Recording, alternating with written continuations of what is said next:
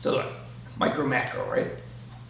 If you were an army and you were standing in the middle of the field and this giant massive wave came at you, hopefully you would be smart enough to move, protect yourself, and then counter. On the other hand, if they fled, you would run them down. Well, that's really what you're doing here. People, I'm not going to go into grappling. I want to show you the principle of when you should come in with force, when you should yield and take their force away. So if you really break it down to a very simple idea, right? If we're going like this, if he feels like he's weak, I want to push him and use it, right? But if I push in and he tenses and stops me, I now want to go somewhere else instead of actually trying to force my way through this energy. It's the same thing when you grab, right? If I feel like he's weak and I can step into him and take him, then I'm going to do that. But if he's coming at me on a dead sprint and he's solid, I need to move because I don't want to get taken down. It's really that easy, but instinctively, unfortunately, most people, when they get grabbed, their first instinct is just to resist and hold and hope. And that's not what you want to do. So you can break these down and make them easy with a partner. Like, it's just a simple drill. Don't take it for any more than it is. It's not a fight. It's a drill to teach you sensitivity. So if I have him like this, and he's relaxed, what happens is I get used to moving him around because he's not resisting. But if for some reason he now turns and comes into me stronger, I should be moving with him.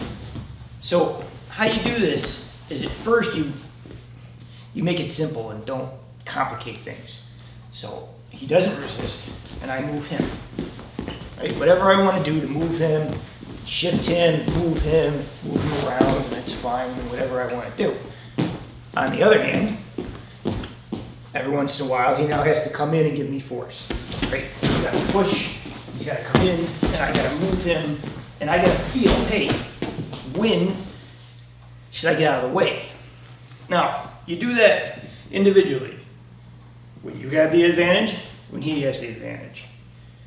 When you get better with that, I'd recommend doing the slow for feel. Again, it's not a fight. If you guys treat this as a fight, you're not going to learn. You have to learn to feel where things fit. So if we're going slow, and so we grab like this. So I'm going to start shifting, right?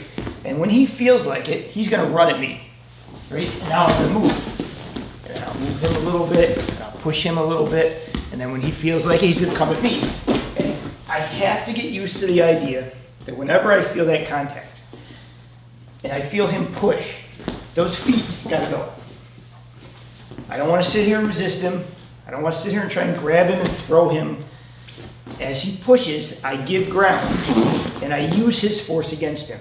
The only way you can learn this is if you slowly, for a long time, push back and forth so you instinctively feel which one is solid and which one gives.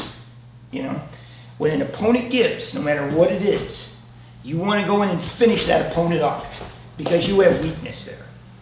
If you give him time, he's going to recover and come back. But that being said, he comes in on me and I'm sitting here trying to muscle with him. If he's bigger and stronger, I'm going down. So at some point you have to understand, hey, here comes the force.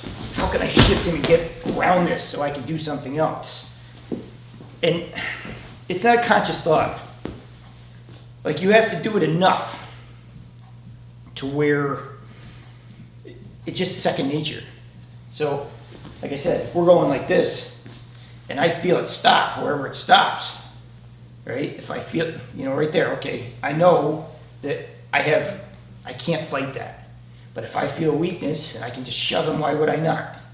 But if I feel tension, nope, I got to go around that tension. And that's just the game.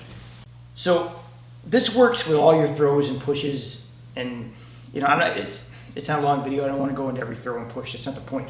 The point is how do you feel the energy?